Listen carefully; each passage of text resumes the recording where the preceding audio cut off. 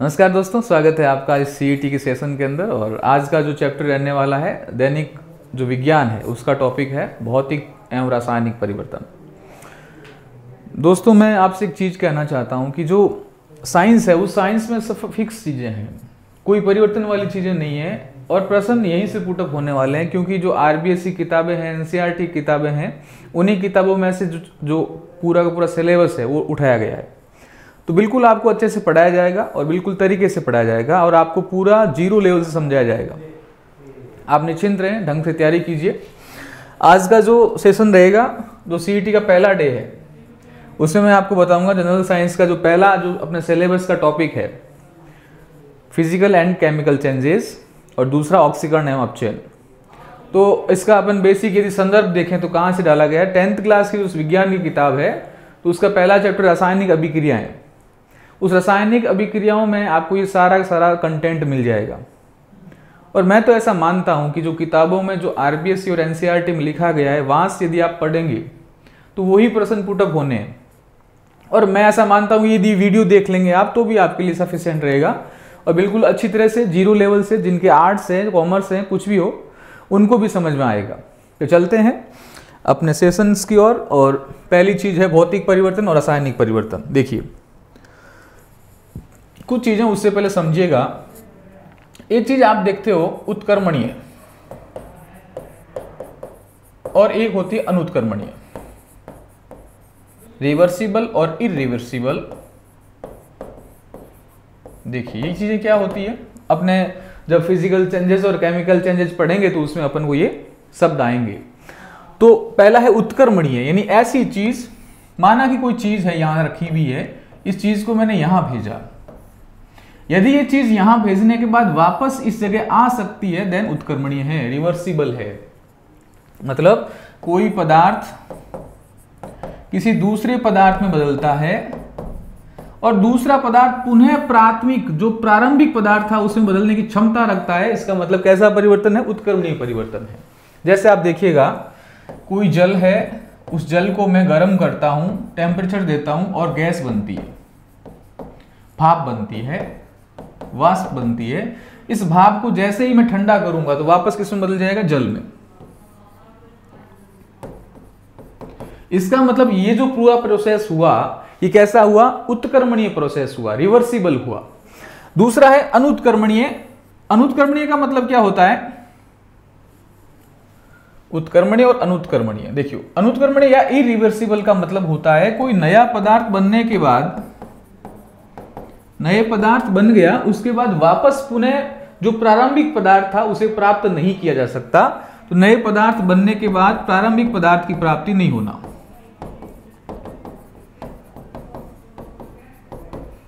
प्रारंभिक पदार्थ की प्राप्ति नहीं होना। अब इसको समझिए। देखिए, माना कि मैंने दूध को जमाया और दही बन गया, क्या दही से वापस दूध प्राप्त कर सकते हो, नहीं कर सकते हो। इसका मतलब वो प्रोसेस कैसा है, अनुत्क्रमणीय है, इरिवर्सिबल है। यानी आपने दूध से दही बना दिया,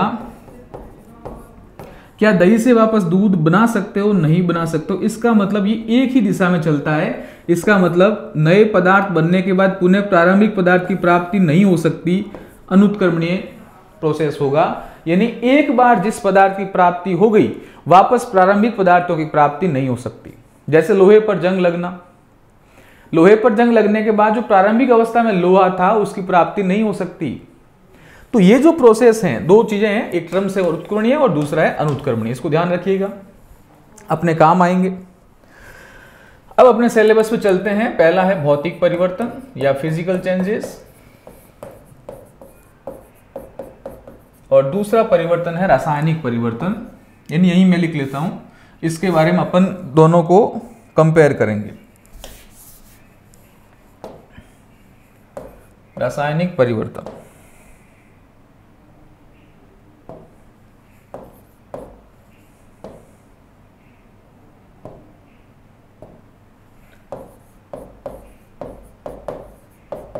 दिख रहा है आपको, एक मिनट रुकिएगा। चलिए, अब ठीक है।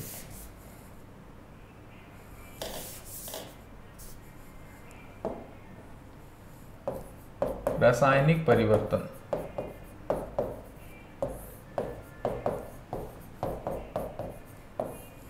यदि इंग्लिश में बात करें तो इसको बोलते हैं फिजिकल चेंजेस और इसको बोलते हैं केमिकल चेंजेस।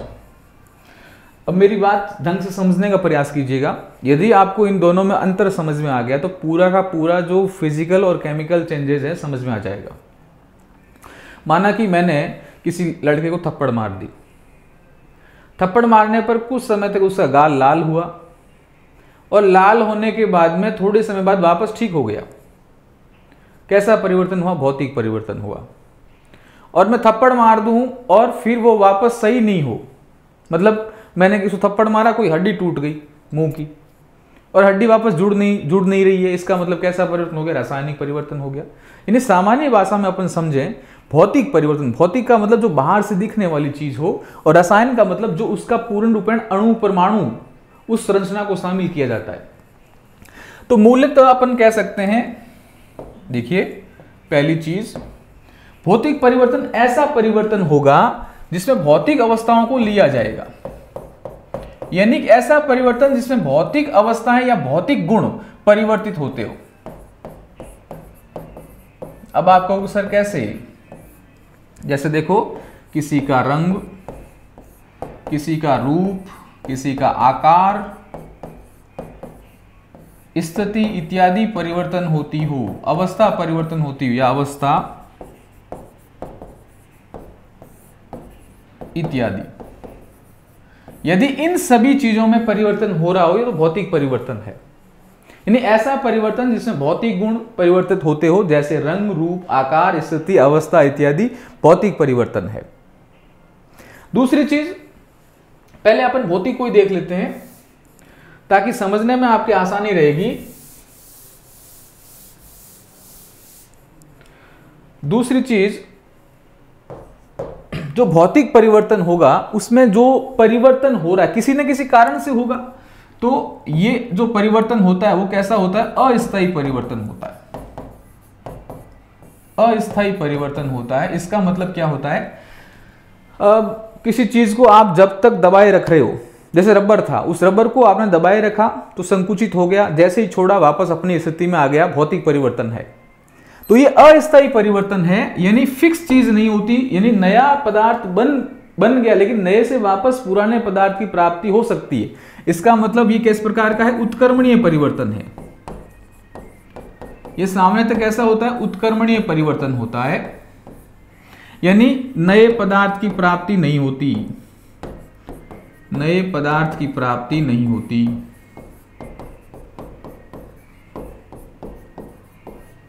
नए पदार्थ की प्राप्ति नहीं होती।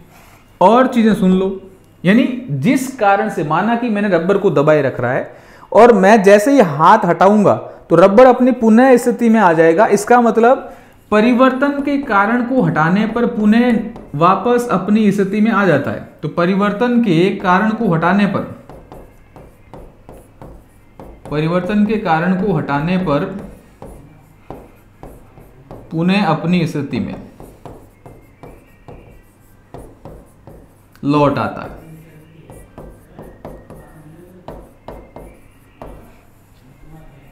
ये 5 चीजें आपको ध्यान रखनी है। और जस्ट जहां केमिकल चेंजेस हो रहा है, जस्ट इसका उल्टा होगा।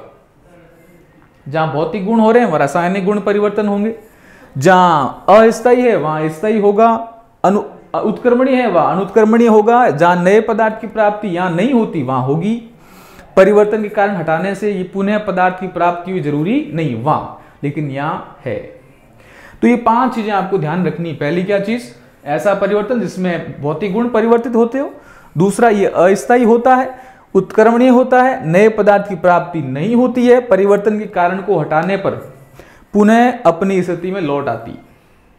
ये 5 चीजें आपको ध्यान रखनी है। अब रासायनिक परिवर्तन की बात करते हैं।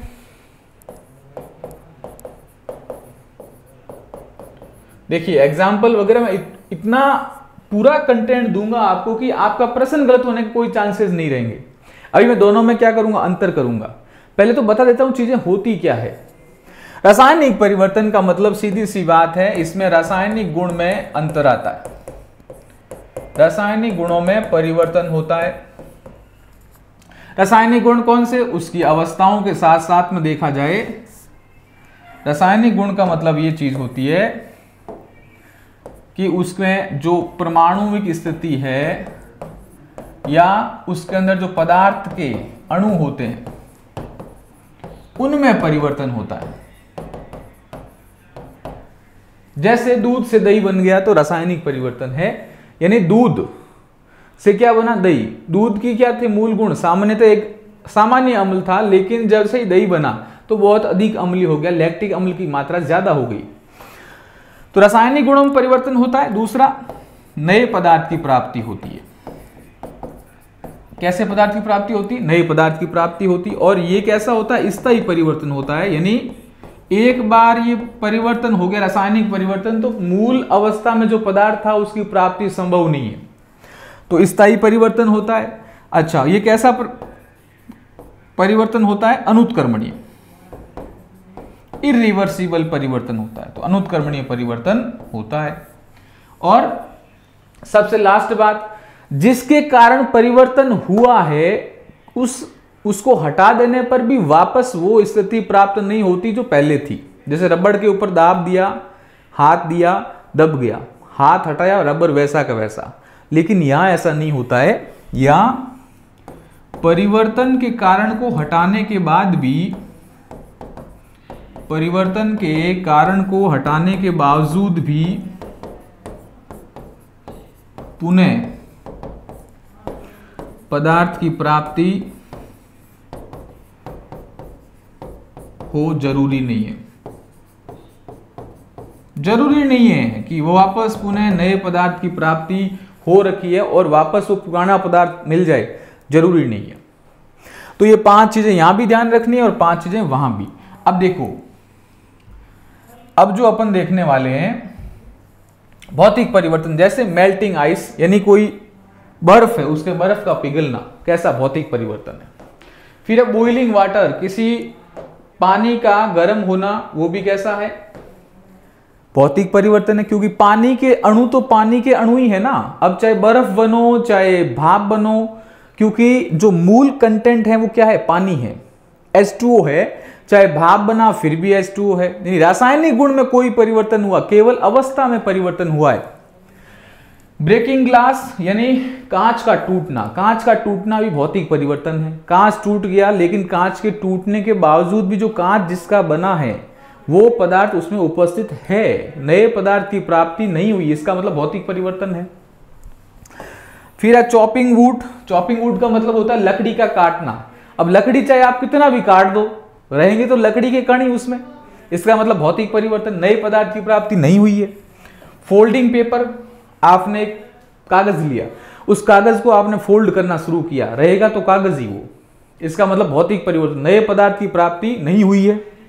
ब्रेकिंग एग, आप अंडे को तोड़ते हो, रहेगा तो वो अंडा ही, क्योंकि तोड़ने के बाद भी अंडे में जो चीज मौजूद थी वो रहेगी, नए पदार्थ की प्राप्ति नहीं हुई है, तो ब्रेकिंग एग। ये सारे भौतिक परिवर्तन के एग्जाम्पल है। और देखिए ढंग से समझिएगा, क्योंकि इन चीजों को समझने के बाद आपको बिल्कुल सरल सरल चीजें लगेगी। अब देखो एग्जाम्पल है, नोट डाउन कीजिएगा। पहला है मोम का पिघलना। मोमबत्ती देखी होगी आपने, तो मोमबत्ती से जब भी जलती है मोमबत्ती तो मोम उसके आसपास पिघलता है। उस मोम को आप इकट्ठा करके वापस मोमबत्ती बना सकते हो, यानी मूल पदार्थ में कोई परिवर्तन नहीं हुआ, मोम का मोम ही रहा, मोम से कोई नई चीज नहीं बनी। इसका मतलब ठोस मोम का पिघलना कैसा है? भौतिक परिवर्तन है। तो ये सारे के सारे एग्जाम्पल कौन से हैं? भौतिक परिवर्तन के हैं, फिजिकल चेंजेस के हैं। दूसरा, चीनी से शरबत का निर्माण। चीनी थी, उसको पानी में घोल दिया, शरबत बन गया, मीठी चाशनी बन गई। अब उसको जैसे ही आप गर्म करोगे चाशनी को, तो वापस शक्कर बना सकते हो, यानी जो चीनी थी वो चीनी वापस प्राप्त कर सकते हैं, यानी उत्क्रमणीय प्रोसेस है। इसका मतलब कैसा है? ये भौतिक परिवर्तन है। तो शरबत बनाना, चीनी को जल में घोलना भौतिक परिवर्तन है। बर्फ का बनना और पिघलना, बर्फ पानी से बनता है, अब पिघलेगा तो पानी बनेगा, उसको जमा दिया तो वापस बर्फ बन जाएगा। जल का वाष्पीकरण और संघनन, देखो संघनन मतलब कंडेंसेशन, मतलब जल है उसको आपने गर्म किया, गर्म करने पर भाप बनी, वाष्प बनी, और वाष्प को जैसे ही ठंडा करोगे तो वापस जल की प्राप्ति हो जाएगी, उसे बोलते हैं संघनन। संघनन का मतलब होता है वाष्प का वापस द्रव अवस्था में बदलना, क्या कहलाता है? संघनन या कंडेंसेशन। और वाष्पीकरण का मतलब होता है द्रव का वाष्प में बदलना, वाष्पीकरण या वेपोराइजेशन। फिर आयोडीन तथा कैंपर का ऊर्ध्वपातन यानी सब्लिमेशन ऑफ आयोडीन। इसमें क्या होता है देखो, माना कि आयोडीन है, आयोडीन का एक गुण होता है कि वो सीधे ही गैस में बदलता है, द्रव में नहीं बदलता है। अब जैसे ही वो गैस में बदलेगा, उसको आपने ठंडा किया, वापस वो ठोस अवस्था में बदल जाएगा। इसका मतलब सीधी सी बात है, उसको अपन ने मूल अवस्था में प्राप्त कर लिया है। किसका एग्जाम्पल है? भौतिक परिवर्तन का है। यानी ऊर्ध्वपातन किसका? आयोडीन और कैंपर का, यानी कपूर की गोली का। बिजली के बल्ब का जलना और बुझना, बिजली के बल्ब को आपने जलाया, जला, बुझा। अब उन दोनों स्थिति में बल्ब की कोई स्थिति में परिवर्तन नहीं हुआ, बल्ब का तंतु वैसा का वैसा रहा। इसका मतलब भौतिक परिवर्तन। गंधक का पिघलना, पोटेशियम नाइट्रेट का पानी में विलयन, क्योंकि इसमें कोई, इसकी मूल स्थिति में कोई परिवर्तन नहीं होता।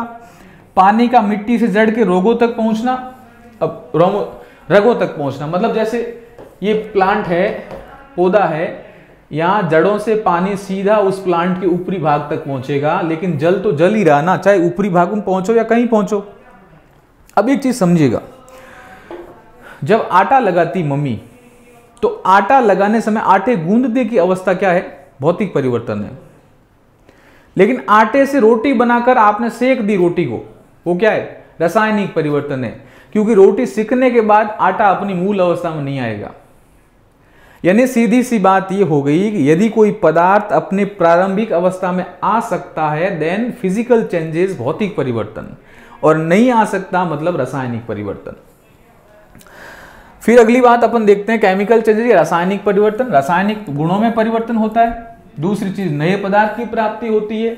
अनुत्क्रमणीय परिवर्तन होता है, जिसके कारण परिवर्तन हो रहा, उसको हटाने के बाद भी प्रारंभिक अवस्था प्राप्त हुई जरूरी नहीं है। वो सारे के सारे परिवर्तन कैसे होंगे? रासायनिक परिवर्तन। एग्जाम्पल की ओर बढ़ते हैं।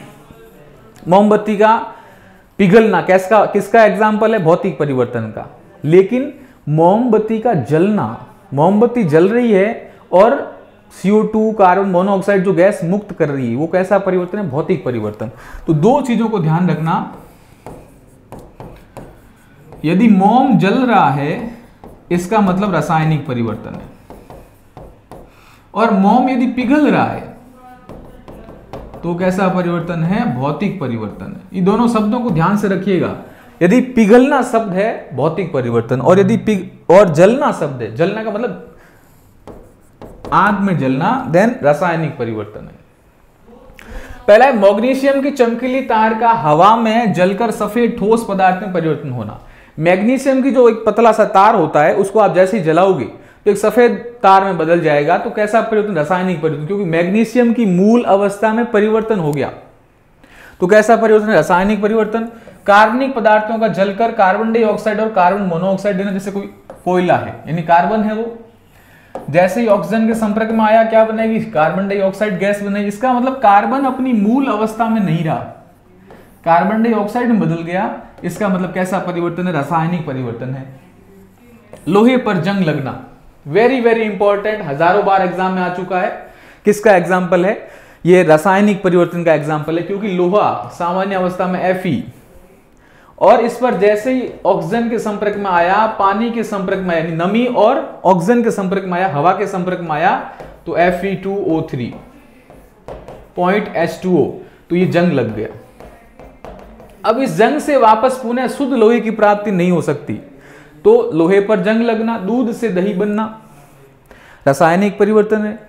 चूने पत्थर का चूना बनना, चूना CuO, इसको जैसे ही आपने जल में डुबोया कैसा बन गया? CaO प्लस H2O, तो CaOH2, यानी जो बिना बुझा चूना था, यानी ताजा चूना था, अब बुझे हुए चूने में परिवर्तन हो गया। इस बुझे चूने से वापस इस ताजे चूने की प्राप्ति मुश्किल है। तो ताजे चूने का चूना पत्थर में बनना, मरकरिक ऑक्साइड पाउडर का गर्म करने पर वापस क्या होना, परमिलिन होना। डायनामाइट का विस्फोट होना, डायनामाइट का मतलब होता है जो बम विस्फोट करते हैं डायनामाइट, तो डायनामाइट वैसे ही विस्फोट हो जाएगा वापस। डायनामाइट की जो विस्फोटक ऊर्जा थी उसको वापस आप इकट्ठा करके वापस डायनामाइट नहीं बना सकते। रासायनिक परिवर्तन, यानी रासायनिक समीकरण ने सारी की सारी रासायनिक परिवर्तन की एग्जाम्पल है। जैसे कागज का फोल्ड करना, यानी उसको सलवटे बनाना, कैसा परिवर्तन, भौतिक परिवर्तन। कागज को फाड़ के रख दिया, भौतिक परिवर्तन। लेकिन कागज को जला दिया, रासायनिक परिवर्तन। थोड़ा थोड़ा अंतर आपको बिल्कुल स्पष्ट हो गया है कि रासायनिक परिवर्तन क्या होता है और भौतिक परिवर्तन क्या होता है। अगली बात, तो ये तो था भौतिक और रासायनिक परिवर्तन। उम्मीद है इसमें से कोई प्रश्न गलत नहीं होगा, ठीक है, क्योंकि बहुत स्पष्टता से मैंने आपको समझाया है। अब है ऑक्सीकरण और अपचयन अभिक्रिया। देखिए बहुत सरल सी चीज है, ज्यादा हार्ड चीजें नहीं है ये। आप चीजें समझते होंगे कि एग्जाम में सीधा प्रश्न आता है कि कौन सी अभिक्रिया ऑक्सीकरण अभिक्रिया है, अपचयन अभिक्रिया कौन सी है। तो आज मैं आपको एक सटीक चीजें बताता हूं कि आज के बाद ये प्रश्न कभी गलत नहीं होंगे आपके। लेकिन इसको समझना बड़े अच्छे से, यदि इनके जो मूल मोटो पॉइंट्स आपको पता चल गए तो ये रिएक्शंस कभी आपकी गलत नहीं होगी। तो देखिए क्या है, क्या चीजें होती है ऑक्सीकरण और अपचयन। एक तो होता है ऑक्सीकरण या उपचयन या ऑक्सीडेशन, और दूसरा होता है अपचयन या रिडक्शन। देखिए नाम से पता चल रहा ऑक्सीकरण यानी ऑक्सीजन का जुड़ना। देखो इंग्लिश में ऑक्सीडेशन, ऑक्सीजन का एडिक्शन मतलब ऑक्सीजन का जुड़ना। तो यहां मैं लिख सकता हूं कि ऐसी समीकरण या रासायनिक अभिक्रिया जिसमें ऑक्सीजन का जुड़ाव हो वो कैसी अभिक्रिया है, ऑक्सीकरण है। ऑक्सीजन का जुड़ाव होगा। अब देखो दो चीजें वापस से ध्यान रखना, ये टर्म्स दो टर्म्स आती है। तत्वों को यदि अपन बांटे तो मुख्यतः उनके आवेश के आधार पर दो भागों में बांट सकते हैं। एक तो होता है विद्युत धनी और एक होता है विद्युत ऋणी। तो विद्युत ऋणात्मक तत्व और दूसरा होता है विद्युत धनात्मक तत्व या विद्युत धनी तत्व। अब नाम से ही पता चल रहा है आपको, विद्युत ऋणात्मक तत्व यानी इसमें ऋण तत्व ज्यादा होंगे, इलेक्ट्रॉन ज्यादा होंगे। विद्युत धनी तत्व इसमें क्या होंगे, प्लस आयन ज्यादा होंगे। अब देखिए समझिएगा, विद्युत ऋणात्मक तत्व ऐसे तत्व जिस पर क्या हो, इलेक्ट्रॉन बहुत अधिक अवस्था में हो, ऋणात्मक आवेश हो। जैसे आपने फ्लोरीन सुना होगा, क्लोरीन सुना होगा, ब्रोमीन सुना होगा। यानी हैलोजन तत्व अधिकतम कैसे होते हैं, अधिकतर होते हैं विद्युत ऋणात्मक तत्व। ऑक्सीजन सुना होगा, तो ऑक्सीजन के ऊपर भी आवेश कैसा होता है, ऋणात्मक होता है। लेकिन विद्युत धनात्मक तत्व जैसे आपने सुना होगा हाइड्रोजन प्लस है, सोडियम प्लस है, पोटेशियम, अधिकतर धात्विक तत्व कैसे होते हैं, धनी तत्व होते हैं। तो ये दो प्रकार के तत्व जरूर ध्यान रखिएगा।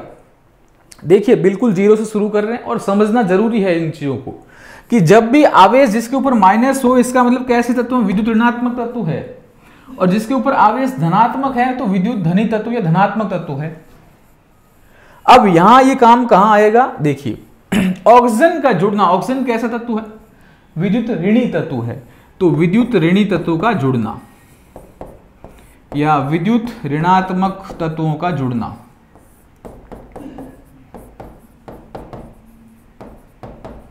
कैसा है, ऑक्सीकरण है। तीसरी चीज अब यहां भी देख लेते हैं अपचयन में। तो यहां ऑक्सीजन जुड़ रही है तो यहां कौन जुड़ेगा, हाइड्रोजन का जुड़ना। तो हाइड्रोजन का जुड़ाव, और हाइड्रोजन कैसा तत्व है, विद्युत धनी तत्व है। तो यहां अपन लिखेंगे कि विद्युत धनी तत्वों का जुड़ना, विद्युत धनात्मक तत्वों का जुड़ाव।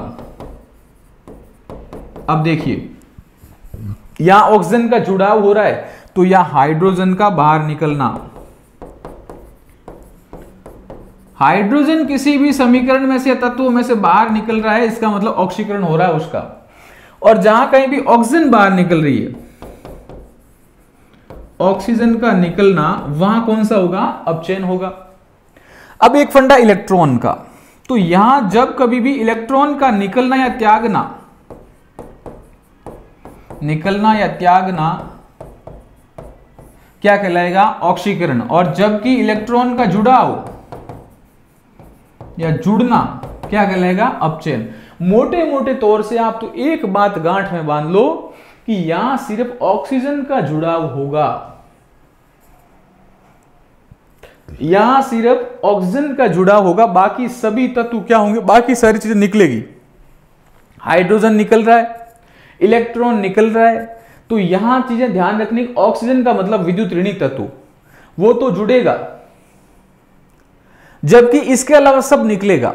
कौन निकलेगा? हाइड्रोजन निकलेगा, इलेक्ट्रॉन निकलेगा। जबकि इसमें उल्टी चीजें हैं। अपचयन का मतलब हाइड्रोजन का जुड़ाव होगा, यानी विद्युत धनी तत्व का जुड़ाव होगा, ऑक्सीजन निकलेगा और इलेक्ट्रॉन जुड़ेगा। यानी एक निकल रही है चीज, कौन सी? ऑक्सीजन। बाकी सब चीजें जुड़ रही है। कौन सी जुड़ रही है? हाइड्रोजन जुड़ रहा है, विद्युत धनी तत्व जुड़ रहा है, इलेक्ट्रॉन जुड़ रहा है, निकल कौन रहा है? सिर्फ ऑक्सीजन। जबकि यहां सिर्फ कौन निकल रहा है? हाइड्रोजन। बाकी ऑक्सीजन का जुड़ना, विद्युत ऋणी तत्व का जुड़ना, इलेक्ट्रॉन का निगलना, ये सारी चीजें हैं।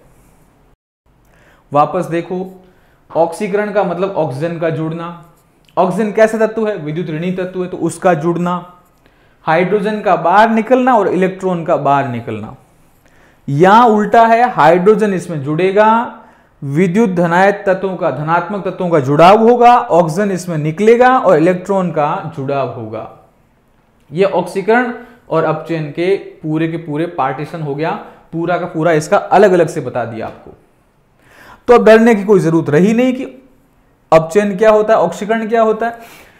देखिए, ऑक्सीकरण क्या होता है? विद्युत ऋणी परमाणु का बढ़ना, ठीक है, धन आवेश का बढ़ना, इलेक्ट्रॉन का त्याग करना ऑक्सीकरण कहलाता है। या किसी पदार्थ में ऑक्सीजन या विद्युत ऋणी तत्वों का समावेश होना, या हाइड्रोजन या धन विद्युत तत्वों का निष्कासन होना ऑक्सीकरण कहलाता है। वही बातें जो मैंने आपको बताई। अब देखो, इसमें क्या त्याग किसका हो रहा है? इलेक्ट्रॉन का हो रहा है। और किसका हो रहा है? हाइड्रोजन का त्याग हो रहा है। और बाकी सब एडिक्शन हो रहा है, जैसे ऑक्सीजन का जुड़ना हो गया, है नहीं, और इलेक्ट्रॉन भी इसमें निकल रहा है, तो त्याग किसका हो रहा है? इलेक्ट्रॉन का। जैसे देखो, अब आपके सामने एग्जाम्पल देंगे इस प्रकार का। जैसे आपको दिया Na, समीकरण दे दी Na+ और इलेक्ट्रॉन। अब यहां चीज समझिएगा कि यहां Na यानी सोडियम है, इस सोडियम में से एक इलेक्ट्रॉन बाहर निकल गया, यानी इलेक्ट्रॉन का बाहर निकलना क्या कहलाता है? ऑक्सीकरण। दूसरा दिया है Fe+3। Fe कितने प्लस है? 1 2 3, Fe+3। और इसमें क्या हुआ? Fe+3 में एक इलेक्ट्रॉन बाहर निकला, यानी इलेक्ट्रॉन का त्याग हुआ। इसका मतलब सीधी सी बात है, यहां जहां कहीं भी इलेक्ट्रॉन बाहर निकल रहा है ऑक्सीकरण होगा, और इलेक्ट्रॉन प्रवेश कर रहा है, इसका मतलब कैसा होगा? अपचयन होगा। ऑक्सीकरण, हाइड्रोजन का निकलना, ऑक्सीजन का जुड़ना, ऑक्सीकरण अंक में वृद्धि होना, जैसे, ठीक है। तो ये चीजें ध्यान रखना। 2 आयोडीन में से 2 इलेक्ट्रॉन निकलेंगे, Cu, इसमें Cu+2 हो गया, मतलब कितने इलेक्ट्रॉन बाहर निकलेंगे? 2 इलेक्ट्रॉन बाहर निकलेंगे। कैसे? इलेक्ट्रॉन का बाहर निकलना क्या कहलाता है? ऑक्सीकरण कहलाता है। अपचयन वही बातें हैं मैंने आपको बताया। इसमें क्या होगा? विद्युत धनी तत्व या हाइड्रोजन का तो क्या होगा? जुड़ना, इलेक्ट्रॉन का जुड़ना क्या कहलाएगा? अपचयन। जबकि ऑक्सीजन का बाहर निकलना क्या कहलाएगा? अपचयन। ऑक्सीजन या विद्युत ऋणी तत्वों का निष्कासन होता है, हाइड्रोजन या धन विद्युत तत्वों का समावेश होता है, अपचयन कहलाता है। जैसे देखिएगा HgO, मरकरिक ऑक्साइड, इसमें क्या होता है? इसको जैसे ही गर्म करोगे तो मरकरी और ऑक्सीजन बाहर निकला, यानी ऑक्सीजन का बाहर निकलना कैसा होता है? अपचयन होता है। देखो, मैं इसको पूरे समीकरणों के साथ समझाऊंगा, आप चिंता मत कीजिएगा।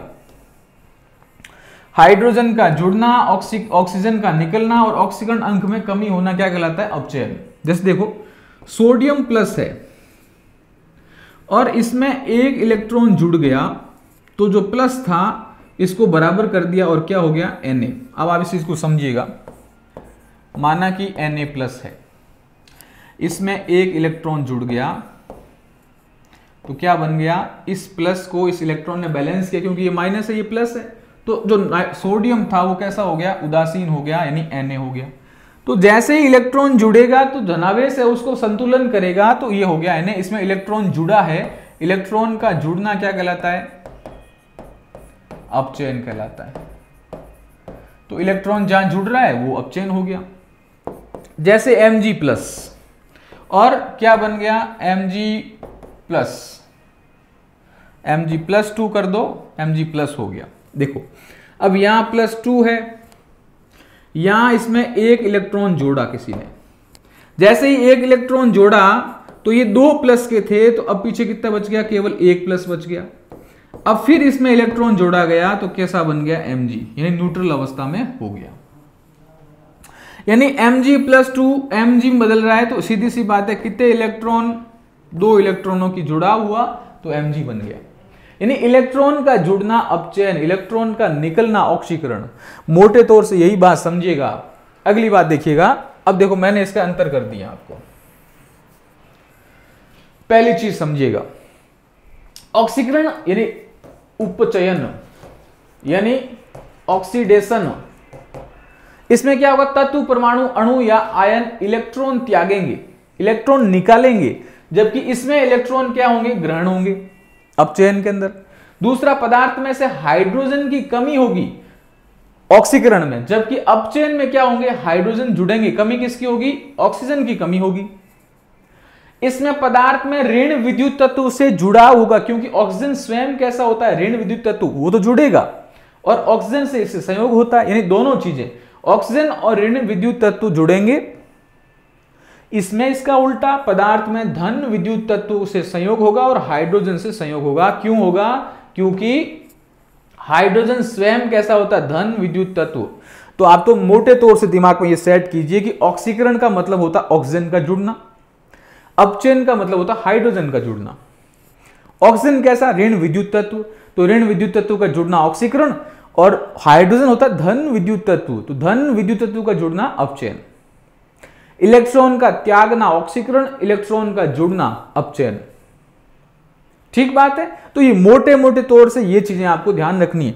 अब मैं आपको समीकरण देके समझाऊंगा कि यहां पर क्या क्या चीजें हो रही है।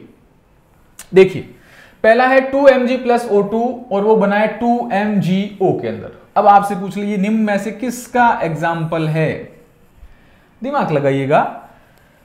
मैग्नीशियम था, उससे जुड़ रहा है कौन? ऑक्सीजन। क्या बन गया? Magnesium oxide. यानी मैग्नीशियम के साथ में ऑक्सीजन जुड़ा है, तो सीधी सी बात है यहां क्या हो रहा है? यहां मैग्नीशियम का ऑक्सीकरण हो रहा है।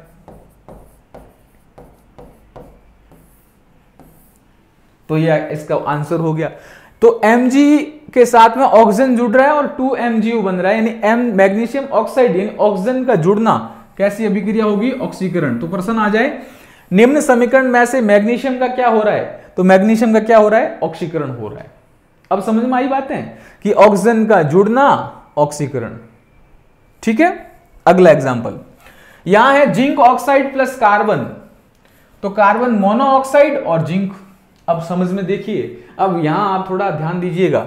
जिंक ऑक्साइड है यानी ऑक्सीजन इसके साथ है, लेकिन जैसे ही ये आगे बढ़ा तो जिंक, केवल जिंक रह गया, ऑक्सीजन किसी और के साथ भाग गया।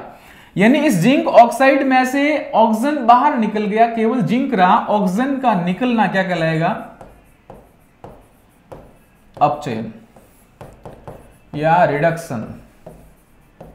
तो ऑक्सीजन का त्याग क्या कहलाएगा? ऑक्सीजन का त्याग कहलाएगा आपके अपचयन या रिडक्शन। दूसरा, कार्बन अकेला था और इस कार्बन के साथ में ऑक्सीजन आके जुड़ गया, और कार्बन के साथ जब ऑक्सीजन जुड़ा है तो ऑक्सीजन का जुड़ना क्या कहलाएगा? ऑक्सीकरण। समझ में आई? ऐसी अभिक्रिया आएगी, अभिक्रिया दे देंगे और आपसे पूछेंगे निम्न में से इस अभिक्रिया में कार्बन का क्या हो रहा है? तो यहां कार्बन का तो ऑक्सीकरण हो रहा है, जबकि जिंक का क्या हो रहा है? अपचयन हो रहा है।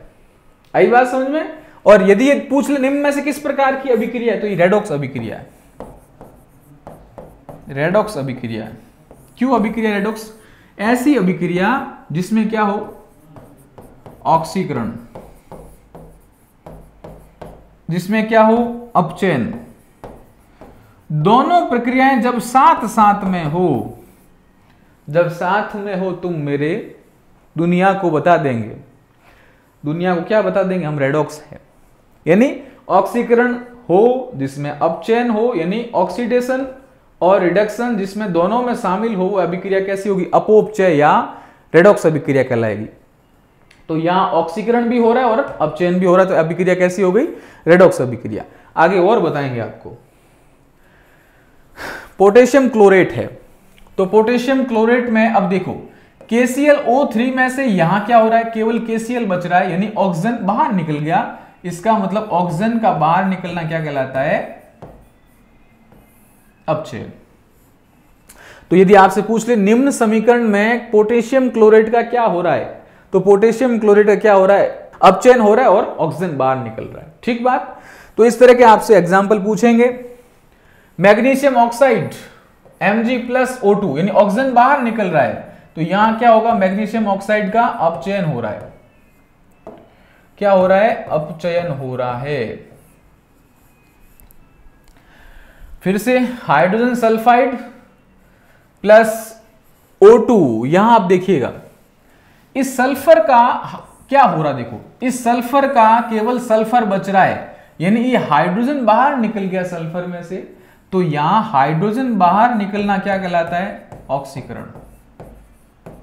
नहीं समझे? देखो ये H2S है, S है, यहां हाइड्रोजन इसके सल्फर के साथ में है, लेकिन जब ये प्रोडक्ट बना, उत्पाद बना, तो केवल सल्फर रहा।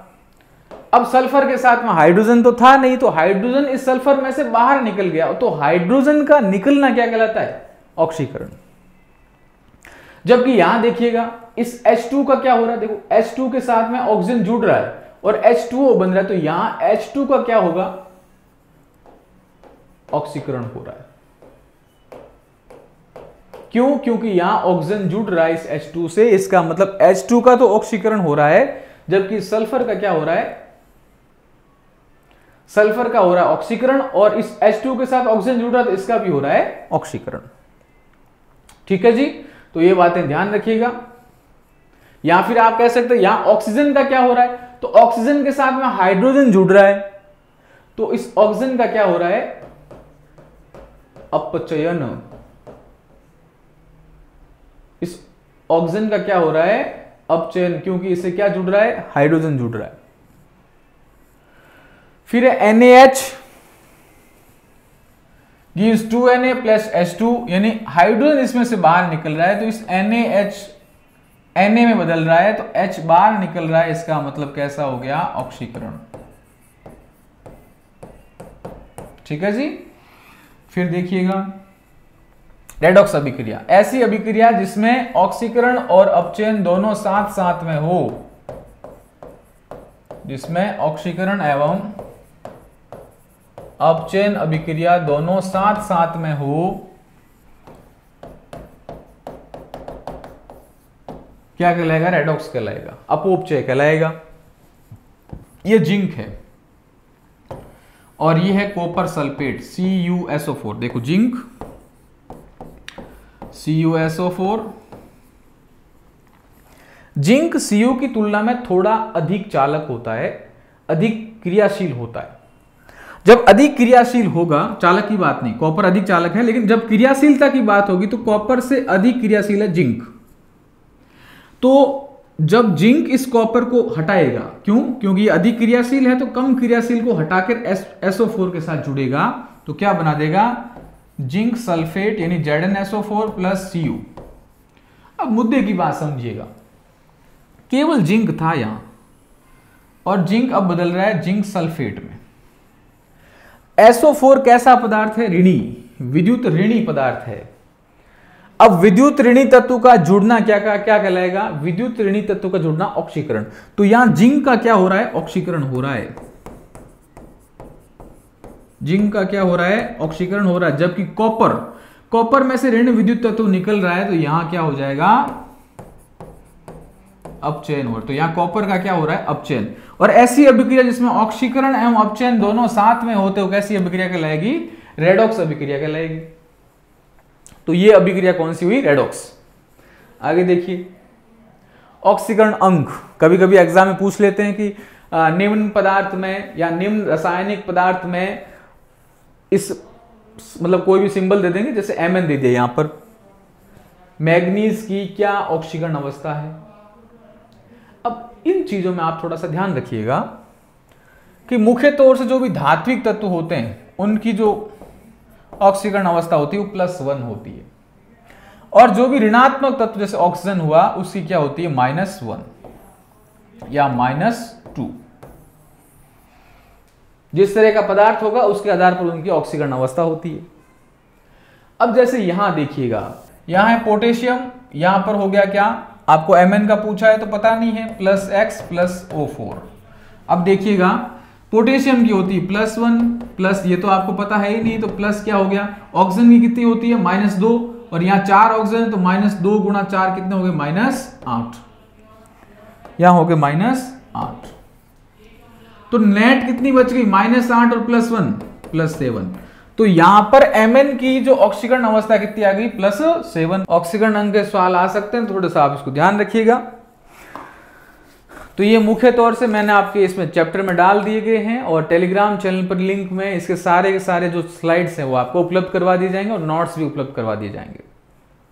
अब आपको ढंग से समझना ये है कि जो आज का चैप्टर था केमिस्ट्री का, यहां से प्रश्न बनना निश्चित है। तो ये था अपना पहला जो साइंस के चैप्टर का पहला टॉपिक, भौतिक और रासायनिक परिवर्तन, और दूसरा ऑक्सीकरण अपचयन।